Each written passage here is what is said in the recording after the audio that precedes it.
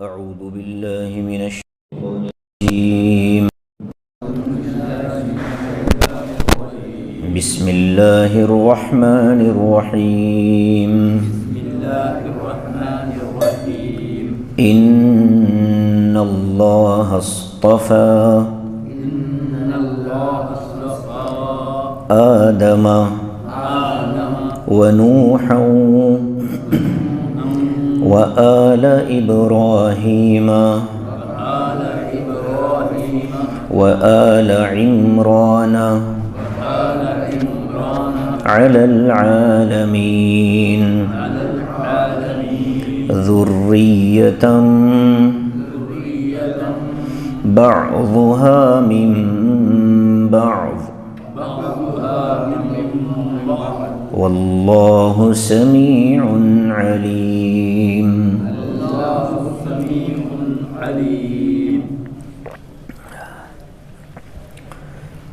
صدق اللہ العظیم. ترجمہ دیکھیے. ان اللہ اصطفى آدم، بے شک اللہ تعالیٰ نے منتخب کر لیا آدم کو، ونوحا نوح علیہ السلام کو، وآل ابراہیم ابراہیم علیہ السلام کی آل کو، وآل عمران حضرت عمران کی آل کو، علی العالمین دوسری پوری دنیا کے مقابلے میں، ذریۃ بعضها من بعض یہ ایک دوسرے کی اولادیں ہیں، واللہ سمیع علیم اور اللہ تعالیٰ سننے والے جاننے والے ہیں. دو آیتیں ہیں لیکن بہت اہم ترین ہیں، اور اس کے بعد جو آیتیں ہیں وہ پوری کی پوری ایک تفصیلی واقعے پر مشتمل ہیں. قرآن کریم کے اہم واقعات میں سے حضرت عیسیٰ علیہ السلام کی پیدائش، بلکہ ان کی والدہ حضرت مریم کی پیدائش وغیرہ کا اس میں تفصیلی تذکرہ موجود ہے. گزشتہ آیتوں میں ہم یہ پڑھ کر آئے ہیں کہ اللہ تعالیٰ نے فرمایا کہ اگر تم اللہ سے محبت کرتے ہو تو رسول کی اطاعت کرو. رسول کی جو اطاعت ہے وہ اللہ کی محبت کا سب سے بڑا ذریعہ ہے.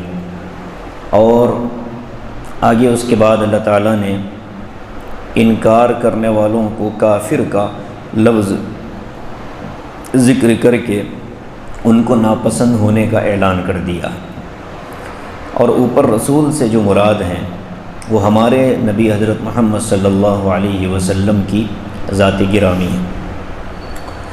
اب یہ آیت جو آئی ہے جس میں انبیاء کے تذکرے ہیں، پہلی آیتوں سے اس آیت کا تعلق یوں ہے کہ حضرت آدم علیہ السلام تمام انبیاء رسول انسانوں کے مبدأ ہیں، ابتدا کا ذریعہ ہیں، اور ان کی سب سے پہلی جڑ اور بنیاد حضرت آدم ہے.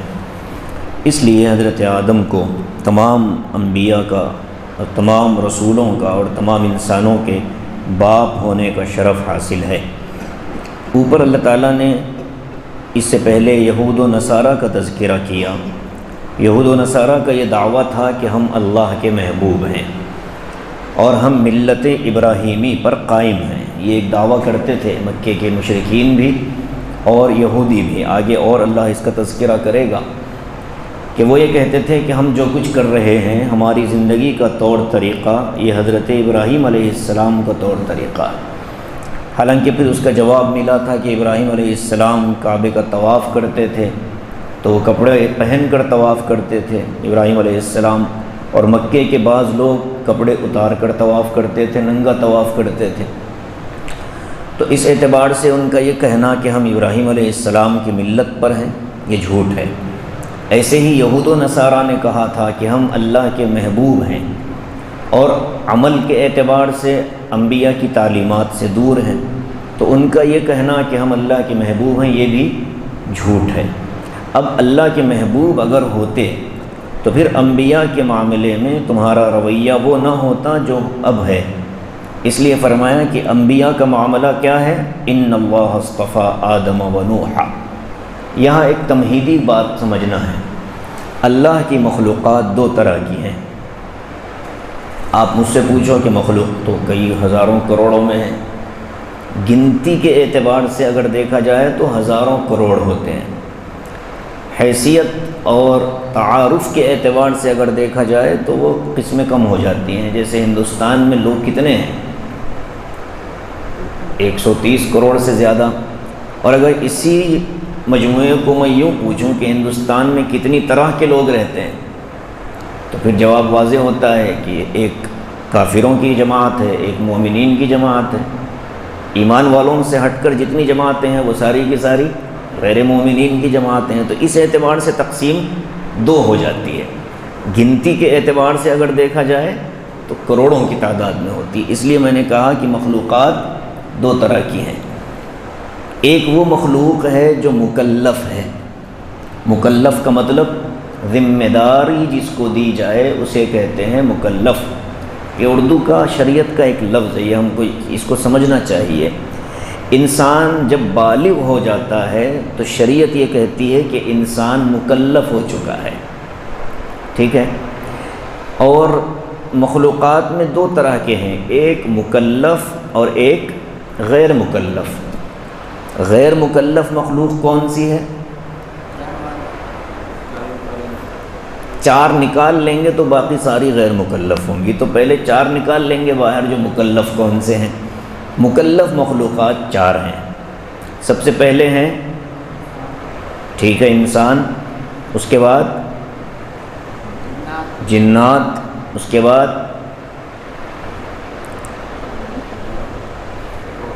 ملائکہ، اس کے بعد صحیح کہا آپ نے شیاطین۔ انسان، جنات، ملائکہ اور شیاطین۔ اب آپ پوچھو شیطان بھی ذمہ دار ہے؟ اللہ نے اس کو بھی تو ذمہ داری دی تھی نا، کیا؟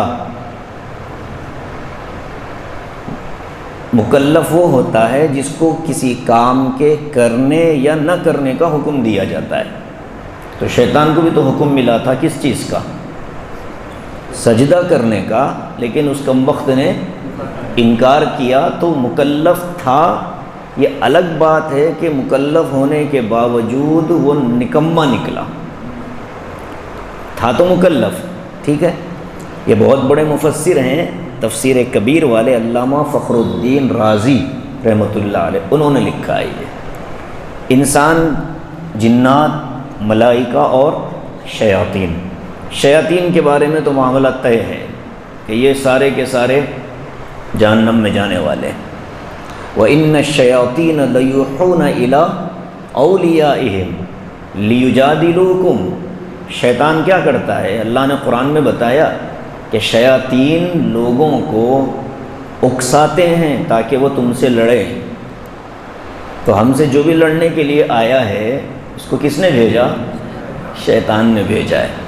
اب ہر آدمی کا ایک الگ شیطان ہے، ہر آدمی کے ساتھ ایک شیطان آیا ہے نا، نہیں آیا؟ ہر آدمی کے ساتھ ایک شیطان پیدا ہوا جس کو اردو والے کیا کہتے ہیں؟ ہمزاد، کہ وہ پیدا ہوا، انسان کے ساتھ آتا ہے، رہتا ہے، اس کو برے کاموں کی طرف راغب کرتا رہتا ہے۔ بسم اللہ کھانے پر چھوڑ دیا جائے تو وہ شریک ہو جاتا ہے۔ وہ جو ابلیس تھا جو سجدے سے انکار کیا، وہ نہیں آتا کھانا خراب کرنے کے لیے۔ یہ دوسرے شیاطین ہیں جو ہمارے ساتھ اٹھتے بیٹھتے رہتے ہیں، ہر ایک کو گناہ کی طرف رغبت دلاتے رہتے ہیں۔ تو ایک تو یہ ہو گئے شیاطین، یہ سارے کے سارے جہنم میں جائیں گے، اور ان کے ساتھ جتنے ان کے اعمال کے ان کے یعنی حکم کے مطابق چلتے تھے وہ سارے کے سارے۔ دوسرے نمبر پر ہے جنات، ملائکہ۔ ملائکہ کے بارے میں بھی یہ بات واضح ہے کہ بلکہ اس کو ایسا تقسیم کر دیں گے شیاطین و جنات۔ جنات میں بھی دو طرح کے ہیں، کون سے؟ اچھے برے نہیں ہوتے، مومن کافر ہوتے ہیں، مومن یا کافر۔ وَأَمَّا الْمُسْلِمُونَ وَأَمَّا الْكَافِرُونَ وَأَمَّا الْقَاسِطُونَ۔ سورہ جن میں اللہ نے فرمایا، جنات کا آپس کا کنورزیشن ذکر کیا اللہ نے، وَإِنَّا مِنَّا الْمُسْلِمُونَ وَمِنَّا الْقَاسِطُونَ۔ ہم میں کچھ مومن ہیں اور کچھ کافر ہیں۔ تو جو مومن ہیں وہ تو اللہ کے راستے میں جنت میں چلیں گے، اور جو کافر ہیں وہ فَكَانُوا لِجَهَنَّمَ حَطَبًا، وہ جہنم کا ایندھن بنیں گے۔ تو جنات بھی دو طرح کے ہو گئے، شیاطین کی ایک ہی قسم ہے، شیطان میں اچھا شیطان اور برا شیطان نہیں ہوتا، شیطان ایک ہی ہوتا ہے، ٹھیک ہے۔ دوسرا جن، جن میں دو ہوتے ہیں، اچھے نیک اور یعنی کافر اور مومن، پھر کافر اور مومنوں میں دو ہیں، اچھے اور برے۔ یہ تقسیم ایمان والے جنات کی ہے۔ اب یہاں ہمارے حلقہ درس میں جو جنات بیٹھے ہیں یہ سارے کے سارے اچھے ہی ہیں، جو آپ کے ساتھ بیٹھے ہیں آپ کے آس پاس میں، ذرا جگہ دے دینا ان کو۔ یہ خواجہ بھائی کے برابر میں دو بیٹھے ہیں ماشاءاللہ، تو یہ لا الہ الا اللہ۔ تو ہمارے اس طرح کی مجلسوں میں ہوتے ہیں اور بہت فکر کے ساتھ سنتے ہیں اللہ کے احکام کو، اور پھر اس کو زندگی میں لانے کی فکر کرتے ہیں، عبادات میں مشغول ہوتے ہیں، ہر مسجد میں ہر جگہ ہوتے ہیں۔ یہ دوسری قسم۔ ایک ہوتے ہیں کافر، وہ جو کافر جنات ہوتے ہیں وہ شیاطین کی پیروی کرنے والے ہوتے ہیں، اور وہ جادوگروں کی مدد کرنے والے ہوتے ہیں، معاون ہوتے ہیں۔ کافر جنات جو ہوتے ہیں جادوگروں کی مدد کرتے ہیں۔ آنے والا آ گیا جادوگر کے پاس تو جادوگر نے بتا دیا کہ تم ابھی یہ کام کر کے آئے ہو، تو جادوگر کو کس نے بتایا؟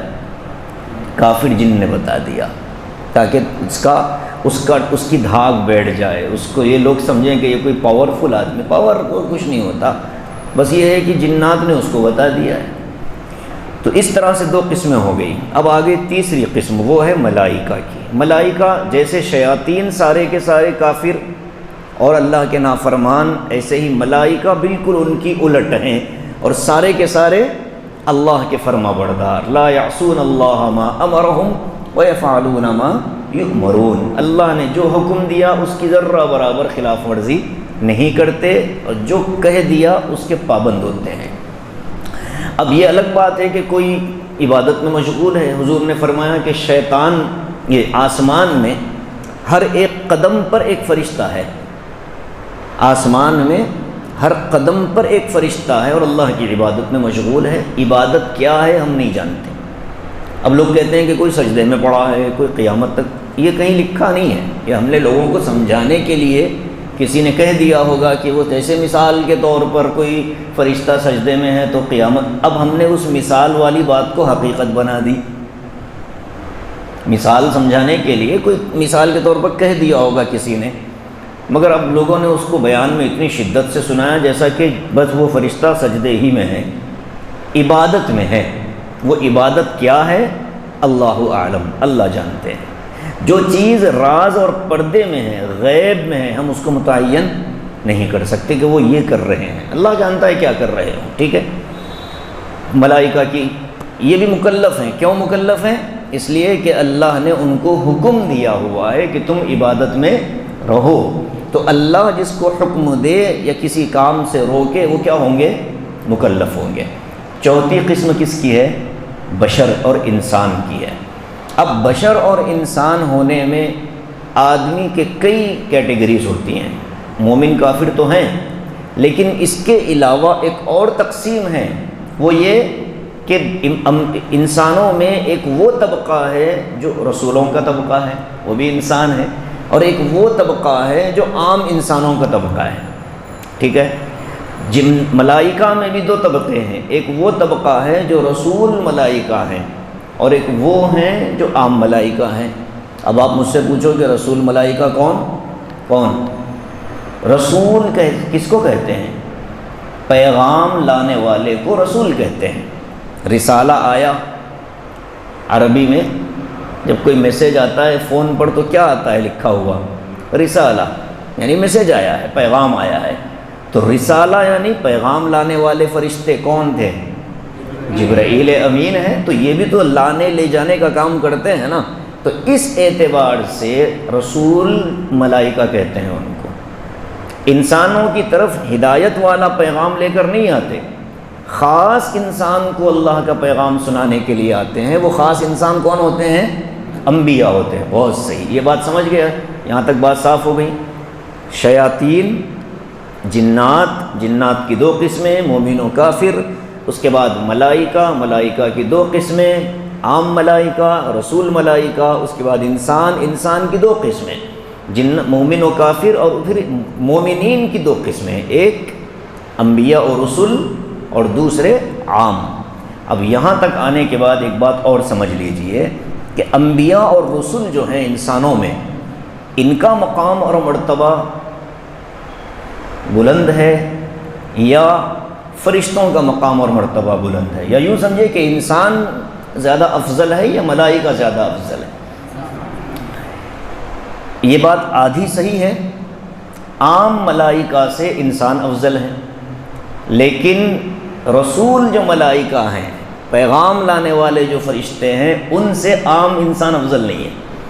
ان سے کون افضل ہوگا؟ رسول انسان جو ہوں گے وہ افضل ہوں گے۔ ٹھیک ہے، مزہ آیا؟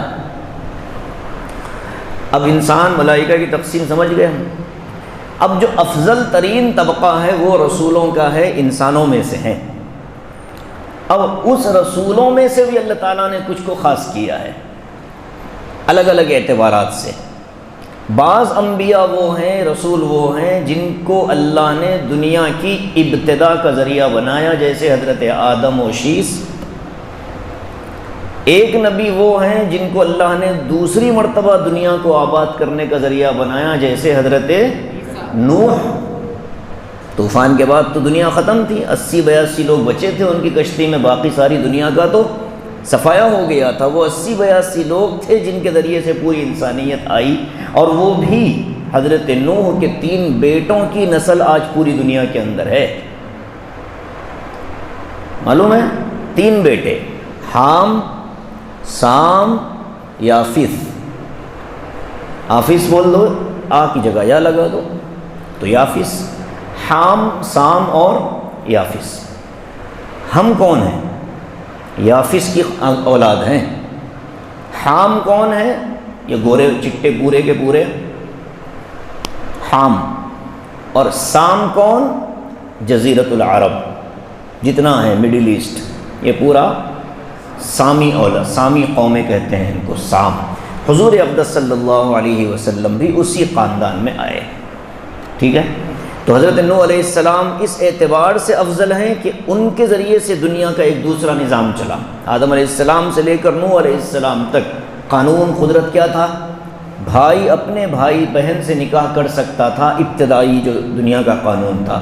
ایک ساتھ 2 لڑکے، ایک لڑکا لڑکی پیدا ہوتی، پھر دوسری مرتبہ لڑکا لڑکی پیدا ہوتی تو دوسری مرتبہ پیدا ہونے والی لڑکی سے پہلی مرتبہ پیدا ہونے والا لڑکا نکاح کرتا، اور پھر ایسے ہی اس کا الٹ ہوتا۔ یہ ایک ہی گھر میں رشتہ ہو سکتا تھا، کب تک؟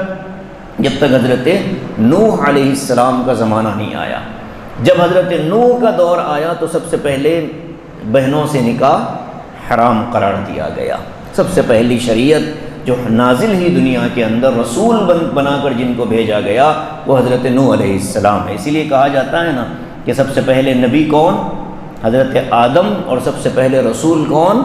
حضرت نوح علیہ السلام۔ اس لیے کہ حضرت نوح ہی وہ رسول ہیں جن پر سب سے پہلے احکام نازل کیے گئے کہ یہ ناجائز ہے، یہ جائز ہے، یہ حلال ہے، یہ حرام ہے۔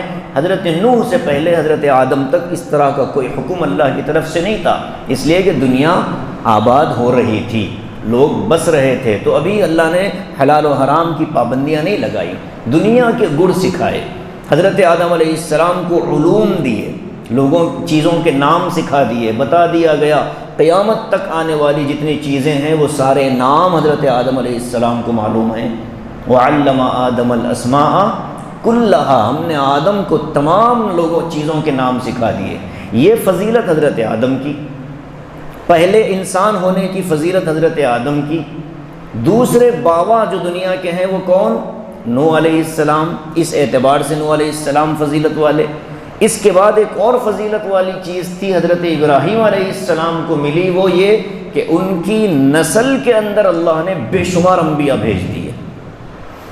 بیک وقت کئی نبی آیا کرتے تھے حضرت ابراہیم علیہ السلام کے نسل کے اندر ہی۔ بنی اسرائیل پوری کی پوری کس کی اولاد ہے؟ حضرت ابراہیم کے بیٹے حضرت اسحاق کی اولاد ہے ساری کی ساری۔ اب اس کے بعد ایک خاندان کا ذکر اللہ نے فرمایا، وَآلَ عِمْرَانَ۔ یہ سورت کا نام کیا ہے؟ یہی نام تھا جو یہاں ذکر ہے، اسی وجہ سے اس پوری سورت کو سورہ آل عمران کہا جاتا ہے۔ اب وہ عمران کون؟ ابراہیم علیہ السلام کی نسل ہی میں آگے چل کر سلیمان بن داؤد علیہ السلام، حضرت سلیمان علیہ السلام جو تھے، ان کے خاندان میں ایک شخص کا نام تھا عمران۔ یہ والد ہیں حضرت مریم علیہ السلام کے، اور نانا ہیں حضرت عیسیٰ علیہ السلام کے۔ عمران نام کے دو لوگ گزرے ہیں، میں نے شروع میں بھی بتایا تھا۔ کون؟ ایک عمران حضرت موسیٰ کے والد بھی ہیں، موسیٰ علیہ السلام کے والد کا نام بھی عمران ہے۔ عیسیٰ علیہ السلام کے نانا کا نام بھی عمران ہے، دونوں الگ الگ ہیں، ان کا زمانہ الگ تھا، ان کا زمانہ الگ ہے۔ تو حضرت موسیٰ علیہ السلام کے والد عمران یہاں مراد نہیں ہے، بلکہ حضرت عیسیٰ کے نانا مراد ہیں۔ ان کے خاندان کو بھی اللہ نے شرف والا خاندان بنا کر پیش کیا۔ تو اب دیکھیے کہ اللہ نے انبیاء میں سے بعض انبیاء اور رسل کو فضیلت دی، بعض پر کس اعتبار سے؟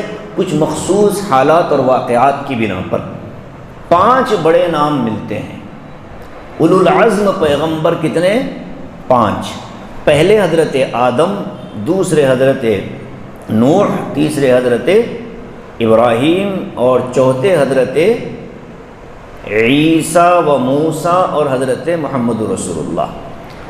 ایک مفسر نے لکھا ہے کہ حضرت آدم کو ہٹاؤ، یہ پیغمبر تھے، نبی تو تھے، رسول نہیں تھے۔ اب جو 5 رسول بچیں گے وہ کون؟ کہاں سے ترتیب شروع ہوگی؟ نوح علیہ السلام سے، حضرت نوح، ابراہیم، موسیٰ و عیسیٰ، محمد رسول اللہ صلی اللہ علیہ وسلم۔ 5 اولو العزم پیغمبر۔ ملائکہ میں بھی اولو العزم ملائکہ ہیں۔ کون؟ جبرائیل و میکائیل، عزرائیل و اسرافیل، یہ بھی بڑے اولو العزم ملائکہ ہیں۔ تو جیسے اللہ تعالیٰ نے مخلوقات میں مکلف اور غیر مکلف بنایا، اور پھر مکلف مخلوقات میں مختلف قسمیں بنائی، ان قسموں میں سب سے افضلیت اگر کسی کو حاصل ہے تو وہ انسانوں کو حاصل ہے، اور عام انسانوں کے مقابلے میں خاص فرشتوں کی فضیلت زیادہ ہے، اور خاص فرشتوں کے مقابلے میں خاص انسانوں کی فضیلت زیادہ ہے۔ وہ خاص انسان کون؟ ان اللہ اصطفیٰ آدم و نوحا و آل ابراہیم، یقیناً اللہ نے منتخب کر لیا آدم کو، نوح کو اور آل ابراہیم کو، و آل عمران علی العالمین، اور آل عمران کو دنیا جہانوں پر۔ ہمارے نبی کا تذکرہ ہے اس میں؟ آیت میں تو نہیں ہے نا، لیکن ہے۔ کیسے؟ آل ابراہیم۔ اب آل ابراہیم کیا کیا ہے؟ حضرت آدم کا تو تذکرہ ہم نے سن لیا، فضیلتیں کتنی تھیں ان کی؟ بہت فضیلتیں تھیں۔ حضرت نوح علیہ السلام کی بھی ہم نے فضیلتیں سن لی۔ حضرت نوح علیہ السلام وہ اولو العزم پیغمبر ہیں جن کو اللہ نے سب سے لمبا ٹائم دیا دعوت کا کام کرنے کے لیے۔ وَلَقَدْ أَرْسَلْنَا نُوحًا إِلَىٰ قَوْمِهِ فَلَبِثَ فِيهِمْ أَلْفَ سَنَةٍ إِلَّا 50 عَامًا۔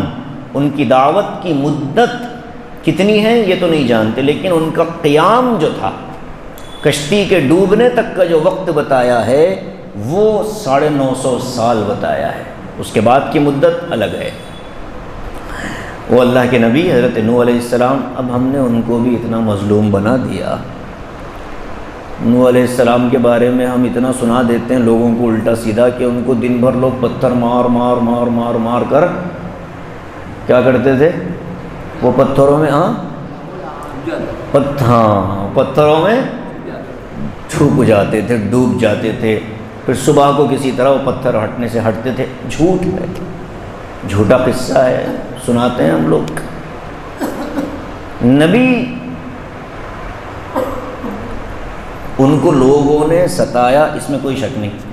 قرآن پاک میں لوگوں کا ستانا معلوم لکھا ہوا ہے۔ رب انی دعوت قومی لیلا و نہارا، اے اللہ رات کو بھی دعوت دی، دن کو بھی دعوت دی۔ فلم یزدہم دعائی الا فرارا، میں جب بھی بلاتا تھا تو بھاگتے تھے۔ کیا بتا رہے ہیں نوح علیہ السلام؟ شکایت کیا کر رہے ہیں؟ اللہ میں ان کو بلاتا تھا تو یہ بھاگ جاتے تھے۔ پتھر مارنے والی بات ہے ہی نہیں، بھاگتے تھے۔ الا فرارا وانی کلما دعوتہم لتغفر لہم، اور جب پکڑ کر میں ان کو سمجھانا چاہتا، جعلوا اصابعہم فی آذانہم، تو کہتے تھے کہ جا ہم تیری بات ہی نہیں سنتے۔ یہ شکایت کون کر رہے ہیں؟ نوح علیہ السلام خود بتا رہے ہیں کہ ان کی قوم نے ان کی دعوت کو کیسے رسپانس دیا۔ ہم نے کہا کہ پتھر مارتے تھے، پتھروں میں ڈوب جاتے تھے، پتھروں کا پہاڑ بن جاتا تھا، اور بیچ میں نوح علیہ السلام رہتے تھے، پھر صبح کو کوئی فرشتہ آتا تھا، تو رات کو کیوں نہیں آتا تھا وہی فرشتہ؟ یعنی نبی کے بارے میں ہم اپنے کام کو سمجھانے کے لیے نبی کو بھی ہم مارکیٹ میں لے آتے ہیں۔ جو چیزیں جتنی ثابت ہیں اتنی ہی بیان کرنا جائز ہے۔ انبیاء کے بارے میں اونچ نیچ اگر ہوئی، ایمان داؤ پہ لگ جائے گا۔ ہم محنت کر رہے ہیں ایمان کی، اور پیچھے کے دروازے سے ایمان ہی نکل گیا، بیک ڈور سے، جہالت بہت خطرناک چیز ہے۔ تو نوح علیہ السلام کا لمبا عرصہ 950 سال، اور سب سے پہلی شریعت حضرت نوح علیہ السلام کے ذریعے سے امت کو ملی۔ حضرت ابراہیم علیہ السلام پیغمبروں کے باپ کا لقب ملا ہے ان کو۔ حضرت آدم کو کہا جاتا ہے ابو البشر۔ کیا کہتے ہیں؟ ابو البشر۔ بشر یعنی ہم انسان، انسانوں کے والد کون؟ آدم۔ حضرت ابراہیم کو لقب کیا ملا؟ ابو الانبیاء، یعنی انبیاء کے والد۔ کیوں ملا؟ میں نے ابھی بتایا کہ جتنے بنی اسرائیل کے انبیاء آئے، موسیٰ و عیسیٰ و محمد الرسول اللہ صلی اللہ علیہ وسلم، سب حضرت ابراہیم علیہ السلام کی اولاد میں سے ہیں۔ اسماعیل علیہ السلام۔ اب آئیے حضرت ابراہیم کی طرف۔ حضرت ابراہیم علیہ السلام کو اللہ تعالیٰ نے بڑی فضیلتیں دیں۔ ان کے 2 بیٹے مشہور ہیں، انبیاء ہیں، ایک حضرت اسحاق اور دوسرے حضرت اسماعیل۔ حضرت اسحاق علیہ السلام کی نسل میں اللہ نے نبوت والے سلسلے کو چلایا۔ جتنے انبیاء آئے سب حضرت اسماعیل علیہ السلام کی نسل میں اللہ نے حکومت والے سلسلے کو چلایا۔ نبوت چلی حضرت اسحاق کے خاندان میں، اور حکومت چلی حضرت اسماعیل کے خاندان میں۔ نبی اکرم صلی اللہ علیہ وسلم جب دنیا میں تشریف لائے تو نبوت اور حکومت دونوں جمع کر کے نبی اکرم صلی اللہ علیہ وسلم کو دے دیا گیا۔ آپ نبی بھی تھے، مدینے کے حاکم بھی تھے، بادشاہ بھی تھے، تو حکومت بھی اللہ نے دی، نبوت بھی اللہ نے دی۔ حضور اقدس صلی اللہ علیہ وسلم سے پہلے یہ دونوں چیزیں ایک جگہ جمع ہوئی تھیں، کس کے پاس؟ حضرت داؤد علیہ السلام کے پاس، اور ان کے بیٹے حضرت سلیمان علیہ السلام کے پاس۔ وہ عام حالات تھے، ان حالات کی وجہ سے ان کو انبیاء اور ملک بنایا گیا، یعنی بادشاہ۔ لیکن حضور اقدس صلی اللہ علیہ وسلم کے سامنے اس طرح کے حالات نہیں تھے، لیکن معجزاتی طور پر اللہ نے مقام اور شرف بتانے کی خاطر ایک ہی بڑے خاندان کی 2 بڑی خصوصیتیں ایک ہی ذات کے اندر جمع فرما دی، نبوت اور حکومت، بادشاہت۔ ایک تو یہ حضرت ابراہیم کی فضیلت، دوسرے ابراہیم علیہ السلام کے طور طریقوں کو اللہ نے آج تک باقی رکھا ہے۔ کون سے طور طریقے ابراہیم علیہ السلام کے ہیں آج تک ہمارے اندر؟ ختنہ ہے، قربانی ہے، اور حج ہے، حج کے سارے ارکان ہیں، صفا مروہ کی سعی حضرت ابراہیم کی اہلیہ محترمہ کی سنت ہے۔ حضرت ہاجرہ بھاگیں، امت کو بھاگنا پڑتا ہے، اس کے بغیر نہ حج ہوگا نہ عمرہ ہوگا۔ زمزم امت کو ملا دنیا کو کس کی برکت سے ملا؟ حضرت اسماعیل علیہ السلام کی تڑپ اور پیاس کی برکت سے ملا۔ تو حضرت ابراہیم کا جو شرف اور مقام اور مرتبہ یہ بہت بلند ہے۔ اسی لیے حضور نے ایک جگہ فرمایا کہ میں میرے والد ابراہیم کی دعا کا ثمرہ ہوں۔ حضرت ابراہیم نے دعا مانگی تھی کہ نا، کعبہ جب تعمیر کیے تھے تو دعا مانگی تھی کہ اے اللہ یہاں ایک ایسے نبی کو بھیجیے جو انہی میں سے ہو، اور انہی میں سے ہو، ان کے اندر تعلیم عام کرے، حکمت کی باتیں سکھائے، اور ان کے دلوں کی برائیوں کو دور کرے۔ یہ ساری چیزیں حضرت ابراہیم علیہ السلام کی برکت سے امت کو ملی۔ شرف اور فضیلت کے معاملے میں حضرت ابراہیم کی بہت سی خصوصیات آج تک چلی آ رہی ہیں۔ ناخن کا کاٹنا، جسم کے غیر ضروری بالوں کا نکالنا، مونچھیں تراشنا حضرت ابراہیم کی سنت، مہمان نوازی حضرت ابراہیم علیہ السلام کا وصف تھا، ان کی خصوصیت تھی۔ تو حضرت ابراہیم علیہ السلام کی آل میں پیدا ہوئے حضرت اسماعیل و اسحاق، اور پھر ان کے ذریعے سے پوری امت چلی، اور آخری نبی محمد رسول اللہ صلی اللہ علیہ وسلم۔ یہودیوں نے جو یہ دعویٰ کیا تھا نا کہ ہم ملت ابراہیمی پر ہیں، تو اللہ پوچھتا ہے کہ تم ملت ابراہیمی پر ہو تو پھر ابراہیم کا کون سا طریقہ اختیار کیے ہوئے ہو؟ وما کان من المشرکین، حضرت ابراہیم کے بارے میں اللہ نے فرمایا کہ وہ مشرک تو نہیں تھے، وہ تو کانا حنیفا مسلمہ، وہ تو یکسو ہو کر اللہ کی عبادت کرنے والے مسلمان تھے۔ ما کان ابراہیم یہودیا ولا نصرانیا، قرآن نے صفائی دی کہ ابراہیم نہ یہودی تھے نہ نصرانی تھے، ولیکن کان حنیفا مسلما، وہ تو مسلمان تھے۔ اور کیسے مسلمان؟ حنیف مسلمان۔ حنیف کہتے ہیں ساری چیزوں سے کٹ کر کے اللہ کی طرف توجہ کرنے والوں کو کہتے ہیں، جیسے سورہ بینہ میں فرمایا حنفاء للہ غیر مشرکین بھی، ایسے لوگ ایمان والے جو اللہ کی طرف یکسو ہو کر متوجہ ہوتے ہیں، مشرکین نہیں ہوتے ہو۔ تو حضرت ابراہیم تو مشرک نہیں تھے، اور مکے کے مشرکین اپنے آپ کو کہتے ہیں کہ ہم حضرت ابراہیم کے ماننے والے ہیں۔ یہودی نہیں تھے، اور یہودی کہتے ہیں کہ ہم حضرت ابراہیم کے ماننے والے ہیں۔ نصرانی نہیں تھے، اور نصارہ عیسائی کہتے ہیں کہ ہم حضرت ابراہیم کے ماننے والے ہیں۔ تو ان کے ان غلط دعووں کو اللہ تعالیٰ نے باطل کر دیا ہے، اور صاف کہہ دیا کہ آدم، نوح، ابراہیم پر کے طریقے پر اگر چلنا ہو تو ان سب طریقوں کا جامع طریقہ محمد رسول اللہ صلی اللہ علیہ وسلم کی شریعت ہے۔ ٹھیک ہے، فضیلتیں سمجھ گئے؟ اب دیکھیے، انسان بھی دو طرح کے میں نے بتائے تھے نا، انبیاء اور عام انسانوں میں جسمانی اعتبار سے بھی فرق ہوتا ہے اور روحانی اعتبار سے بھی فرق ہوتا ہے۔ بتاؤں یہ بات مکمل کر دوں۔ انبیاء کی جسمانی فرق کو سمجھنے کے لیے دو تین باتیں ذہن میں رکھیے۔ پہلی چیز، انبیاء اکرام علیہم الصلاۃ والسلام کی بصارت، ان کا دیکھنا عام انسانوں کے مقابلے میں بہت زیادہ ہوتا تھا۔ حضور اقدس صلی اللہ علیہ وسلم نے فرمایا کہ مجھے مشرق اور مغرب دکھا دی گئی، زمین کی مشرق اور مغرب دونوں کنارے میں نے زمین کے دیکھ لی، جبکہ آپ کہاں تھے؟ مدینے میں تھے، آپ کو دکھا دی گئی۔ ایک موقع پر حضور صلی اللہ علیہ وسلم سفر پر، تبوک کے سفر پر تھے۔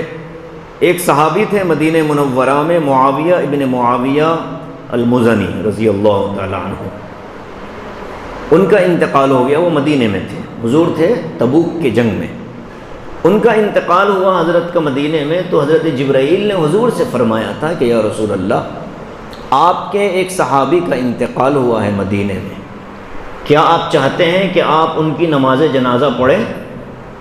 تو حضور نے پوچھا کہ میں تو یہاں ہوں تبوک میں اور وہ مدینے میں، کیسے؟ تو کہا کہ آپ اگر چاہیں تو میں راستے کی ساری چیزیں ہٹا دیتا ہوں، آپ کے سامنے جنازہ کر دیتا ہوں۔ تو حضرت معاویہ ابن معاویہ مزنی رضی اللہ تعالیٰ عنہ کی نماز جنازہ تبوک میں رہ کر حضور صلی اللہ علیہ وسلم نے پڑھائی، اور جنازہ حضور کے سامنے نظر آ رہا تھا۔ بصارت، بس دو جنازے آپ نے پڑھائے جہاں آپ کے سامنے جنازے موجود نہیں تھے۔ ایک تو حبشے کے بادشاہ کا جنازہ تھا، آپ صلی اللہ علیہ وسلم مدینے میں تھے، آپ کو اطلاع ملی تو آپ نے غائبانہ نماز جنازہ پڑھی صرف ایک مرتبہ، اور معاویہ ابن معاویہ۔ تو حضور نے حضرت جبرائیل سے پوچھا کہ دیکھو، اتنے لوگ میرے سفر میں، جب میں سفر میں تھا تو کئی لوگ شہید ہوئے، کئی لوگ وفات پا گئے۔ حضرت طلحہ جو قباء کے پیچھے جو رہتے تھے وہ وفات پا گئے، میں مدینے میں تھا، ان کی تدفین ہو گئی۔ 3 دن کے بعد حضور کو معلوم ہوا کہ آپ کے چہیتے صحابی کا انتقال ہو گیا۔ تو حضور نے فرمایا مجھے کیوں نہیں بتایا تم نے؟ گئے حضور، ان کی قبر پر آپ نے نماز پڑھی۔ تو جب میں مدینے میں ہوں، آس پاس کے لوگ انتقال کر گئے تو مجھے خبر نہیں دیا تم نے، ایک اس آدمی کی خبر دینے کی وجہ کیا تھی؟ تو حضرت جبرائیل نے فرمایا کہ یا رسول اللہ ان کا ایک عمل تھا بڑا مضبوط۔ پوچھا کیا عمل تھا؟ کہنے لگے حضرت جبرائیل کہ یہ آدمی قرآن مقدس کو، یہ آدمی سورہ اخلاص کو بڑی محبت سے پڑھتا تھا۔ ہر نماز میں موقع مل جاتا تو سورہ اخلاص پڑھ لیتے۔ سورہ اخلاص کون سی سورت؟ قل هو اللہ احد۔ روزانہ چلتے پھرتے سورہ اخلاص پڑھنے کا معمول تھا، تو سورہ اخلاص پڑھنے کی اور سورہ اخلاص سے محبت کی وجہ سے اللہ نے ان کو اتنا مقام دیا کہ نبی سفر میں ہیں، زمین کی ساری بندشیں ہٹا کر کے جنازہ سامنے کر دیا، حضور صلی اللہ علیہ وسلم نے ان کی نماز جنازہ پڑھا دی۔ بصارت بڑی دور ہے۔ ایک حدیث بخاری کی، حضور نے فرمایا کہ تم اپنی نماز میں صفیں سیدھی رکھنا، اس لیے کہ جیسے میں آگے دیکھتا ہوں ویسے ہی میں پیچھے دیکھتا ہوں۔ یہ معجزہ تھا حضور صلی اللہ علیہ وسلم کا، شمائل کے اندر بھی روایت موجود ہے۔ تو آپ کی بصارت، ابراہیم علیہ السلام کے بارے میں قرآن نے کہا، آگے ہم پڑھیں گے، وَكَذَلِكَ نُورِي إِبْرَاهِيمَ مَلَكُوتَ السَّمَاوَاتِ وَالْأَرْضِ، ہم نے ابراہیم کو آسمانوں اور زمینوں کے ملکوت اور اندر کی چیزیں دکھا دی۔ کہاں سے دیکھا؟ آنکھوں سے دیکھا۔ ساری آسمان کی چیزیں حضرت ابراہیم کو دکھا دی گئی، یہ ان کی قوت تھی، وہ دیکھ سکتے تھے۔ اور معراج کے سفر پر سرکار دو عالم صلی اللہ علیہ وسلم نے جبرائیل کو دیکھا، عرش کو دیکھا، کرسی کو دیکھا، اللہ کی ذات کی تجلی کا مشاہدہ کیا، جنت و جہنم دیکھے، یہ ساری چیزیں آپ نے انہی آنکھوں سے دیکھی۔ ما زاغ البصر وما طغى، قرآن نے اس کو ذکر کیا۔ تو عام حالات میں عام لوگوں کی جو دیکھنے کی طاقت ہے اس سے زیادہ انبیاء کی ہوتی ہے۔ بولنے کی طاقت عام لوگوں سے زیادہ ہوتی ہے، سننے کی طاقت عام لوگوں سے زیادہ ہوتی ہے۔ حضرت سلیمان علیہ السلام نے کس سے گفتگو کی؟ چیونٹی سے گفتگو کی تھی۔ نبی علیہ السلام سے کس نے گفتگو کی؟ درخت نے گفتگو کی، اونٹنی نے گفتگو کی، گھوڑ پھوڑ جسے کہتے ہیں اس نے گفتگو کی، چڑیا نے گفتگو کی، حضور پاک صلی اللہ علیہ وسلم سے بات کی۔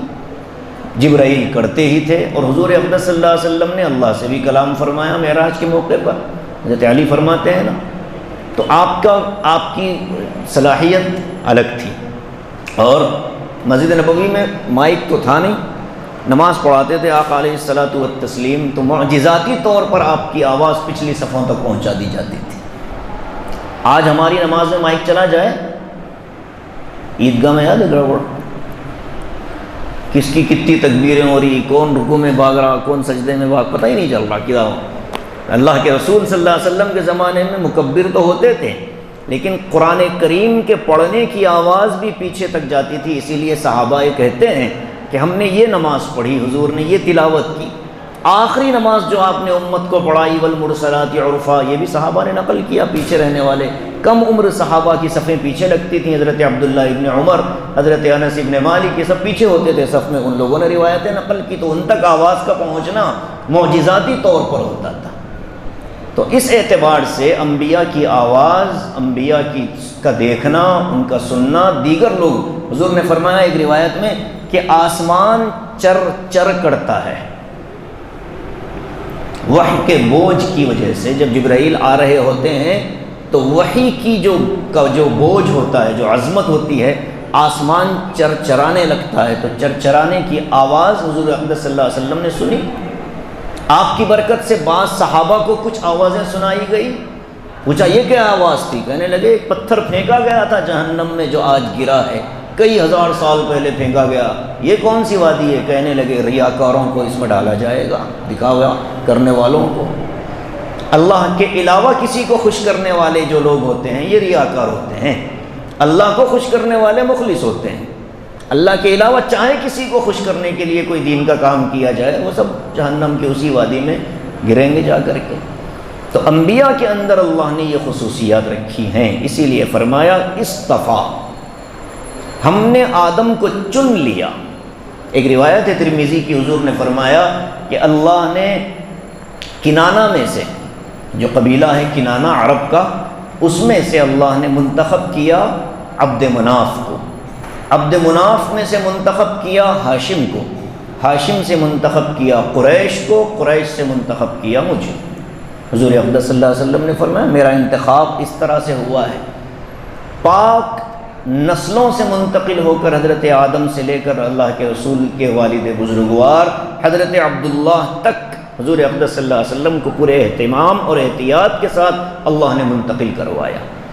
تو یہ جو اللہ کی طرف سے انتخاب ہے وہ ذکر کیا جا رہا ہے، اور یہودیوں کو جواب دیا جا رہا ہے کہ تم کیا دعویٰ کرتے ہو کہ ہم ان بزرگوں کا نام لے کر کے دھوکہ دیتے ہو؟ یہ بزرگ تو وہ تھے کہ اللہ نے ان کو منتخب کیا تھا، چنندہ لوگ تھے۔ کیا ہے؟ ان اللہ اصطفیٰ آدم و نوح و آل ابراہیم و آل عمران علی العالمین، تمام جہانوں پر۔ ذریۃ بعضها من بعض، ایک مضمون چھوڑ رہا ہوں میں، بعد میں دیکھیں گے۔ ذریۃ بعضها من بعض، یہ ایک دوسرے کی نسل تھے۔ ظاہر ہے کہ حضرت آدم سے حضرت نوح، حضرت نوح سے حضرت ابراہیم، اور حضرت ابراہیم کی نسلوں میں حضرت عمران جو حضرت عیسیٰ کے نانا ہیں۔ واللہ سمیع علیم، اللہ تمہاری بکواس کو خوب سنتا ہے۔ تم کیا جھوٹ موٹ کہتے رہتے ہو، اللہ ساری چیزیں سنتا ہے، تمہارے دل میں کیا برے ارادے پنپ رہے ہیں اللہ ان کو خوب جانتا ہے۔ یہودیوں کو جواب دے دیا گیا۔ اب وہ طبقہ جو حضرت عیسیٰ کو خدا کا بیٹا سمجھتا تھا، جو ملاقات کے لیے آیا تھا حضور پاک صلی اللہ علیہ وسلم کے پاس، کون سا وفد تھا؟ نجران کے عیسائیوں کا وفد تھا۔ میچ تیاری کر لینا، میچ یاد رکھ لینا، تم ہی پڑھ لو، تم ہی سمجھا لو، ہم لوگ سنتے بعد میں بھول جاتے۔ نجران کے عیسائی، یار 50 مرتبہ نام آ گیا، اب تو یاد رکھ لیجئے، 2 ہفتے کے بعد پھر پوچھنے والا ہوں۔ نجران کے عیسائیوں کا وفد آیا تھا آقا کی خدمت میں، اور کس بات پر گفتگو ہو رہی تھی؟ حضور کا حضرت عیسیٰ کے حضرت عیسیٰ کے خدا ہونے نہ ہونے پر بات ہو رہی تھی نا۔ تبھی تو اللہ نے کہا شہید اللہ انہ لا الہ الا هو والملائکۃ واولو العلم قائما بالقسط لا الہ الا هو العزیز الحکیم، یہ فرمایا نا اللہ نے، قل اللہم مالک الملک تؤتی الملک من تشاء وتنزع الملک ممن تشاء وتعز من تشاء وتذل، یہ ساری آیتیں کیا بتا رہی ہیں؟ ملک اور بادشاہت اللہ کی۔ تو عیسیٰ علیہ السلام بیٹے کیسے ہوئے خدا کے؟ نہیں، اب اللہ بتاتے ہیں کہ ہم بتاتے ہیں کہ عیسیٰ دنیا میں آئے کیسا۔ اب اگلی جو آیت ہے وہاں سے ایک آگے رکوع تک حضرت عیسیٰ علیہ السلام کی ولادت، ان کی ولادت سے پہلے حضرت مریم کی ولادت، حضرت مریم کیسے پیدا ہوئیں، ان کے پیدا ہونے سے پہلے ان کی والدہ نے کیا نظر مانی، کیا منت مانی کہ میرے بیٹا ہوگا تو میں یہ کروں گی۔ انشاءاللہ اس کو آپ کو دوبارہ سنایا جائے گا بعد میں۔ تو اگلی آیتوں میں بہت تفصیلی واقعہ موجود ہے حضرت مریم کی پیدائش کا، اور پھر بعد میں حضرت زکریہ علیہ السلام کا واقعہ، حضرت یحییٰ کی پیدائش کا، اور پھر آگے حضرت عیسیٰ علیہ السلام کی پیدائش اور عیسیٰ علیہ السلام کا آسمانوں پر زندہ اٹھا لیا جانا نہیں، زندہ اٹھا لیا جانے کا تذکرہ اللہ تعالیٰ نے کیا ہے۔ اس کو انشاءاللہ 2 اتواروں کے بعد، 2 جمعوں کے بعد آپ کے سامنے بات رکھی جائے گی۔ اللہ تعالیٰ ہم سب کو ان انبیاء کرام کی صحیح معنی میں عظمت اور ان سے محبت کی توفیق نصیب فرمائے، اور جو طریقہ ہماری آخرت کی کامیابی کے لیے اللہ نے متعین کیا ہوا ہے اللہ اس کو اختیار کرنے کی ہم سب کو توفیق دے۔ آمین۔ وآخر دعوانا الحمدللہ رب العالمین۔ آپ کی 2 جمعوں کی چھٹی ہے، انشاءاللہ اس کے بعد پھر درس میں ملاقات ہوگی۔ جیسا میرا معمول ہے کہ میں آپ سب کی طرف سے انشاءاللہ مدینہ، ہاں آپ تم کہو گے تو پہنچائیں گے، نہیں تو نہیں، آپ سب کی طرف سے انشاءاللہ مدینہ منورہ میں سرکار دو عالم صلی اللہ علیہ وسلم کی بارگاہ میں سلام پیش کیا جائے گا۔ آپ سب کا نام لے کر تو نہیں، حلقے کے ساتھی جو ہیں اے اللہ کے رسول ان کی طرف سے سلام قبول کر لے۔ اب جو بیٹھنے والے ہیں وہ شامل ہوں گے، جو جھانک کر جانے والے ہیں وہ تو شامل ہو نہیں سکتے۔ اللہ قبول فرما لے۔ سوالات ضروری ہیں، کوئی چیز اہم ہو